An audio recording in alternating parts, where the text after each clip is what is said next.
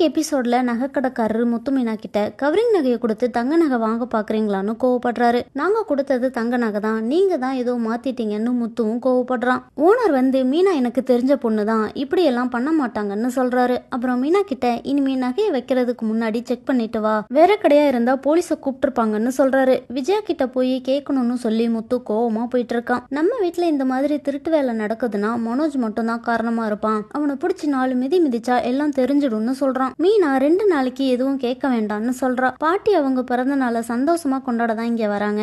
இப்போ நம்ம நகையால பிரச்சனை வந்தா பாட்டி மனசு கஷ்டப்படுவாங்க, மாமாவும் வருத்தப்படுவாங்கன்னு சொல்றா. 2 நாளைக்கு இந்த விஷயத்துல எந்த பிரச்சனையும் பண்ணக்கூடாதுன்னு சொல்லி சத்தியம் வாங்கிக்கிறா. பாட்டியோட பர்த்டேவை செலிப்ரேட் பண்றதுக்காக வீட்டுல எல்லாரும் பலூன்ஸ் ரெடி பண்ணிட்டு இருக்காங்க. முத்துவும் மீனாவும் நகை எடுத்துட்டு எங்க போனாங்கன்னே தெரியல, எனக்கு பக்கு பக்குன்னு இருக்குன்னு விஜயா சொல்றாங்க. அவங்க எங்க போனா நமக்கு என்ன, நாம மாட்ட மாட்டோம்னு மனோஜ் சொல்றான். முத்துவும் மீனாவும் வீட்டுக்கு வந்த உடனே விஜயா, எங்கடி போய் ஊர் சுத்திட்டு வரீங்க, வீட்டுல எவ்வளவு வேலை இருக்கு, நீ வந்து சமைக்கிற வரைக்கும் நாங்க காத்துட்டு இருக்கணுமான்னு சொல்லி கோவப்படுறாங்க. உங்களை யாரு காத்துட்டு இருக்க சொன்னா, நீங்க சமைக்க வேண்டியதானேன்னு முத்து கோவப்படுறான். முத்து முறைக்கிறத பார்த்துட்டு விஜயா ரெஸ்ட் எடுக்க போறேன்னு சொல்லி ஓடிடுறாங்க. வேலை இருக்குன்னு சொல்லி கிளம்புன மனோஜும் முத்து என்ன பண்றான்னு பார்த்துட்டே இருக்கான். ரோஹிணி ரூம்க்கு வந்ததும் மனோஜ் அவகிட்ட, முத்து எங்க இருக்கான், அவன் உன்கிட்ட ஏதாவது கேட்டானான்னு கேக்குறான். முத்து என்கிட்ட என்ன கேட்க போறாரு, நீ ஏன் அவரை பத்தியே கேட்டுட்டு இருக்க, டென்ஷனா வேற இருக்கேன்னு ரோஹிணி கேக்குறா. ஒன்னும் இல்லைன்னு சொல்லிட்டு மனோஜ் ஓடிடுறான். ரோஹிணி கிறிஷ் கூட பேசுறதை கேட்டு மனோஜ் யாரோட பேசிட்டு இருந்தேன்னு கேக்குறான். ஃப்ரெண்டு கூட பேசிட்டு இருந்தேன்னு ரோஹிணி சொல்றா.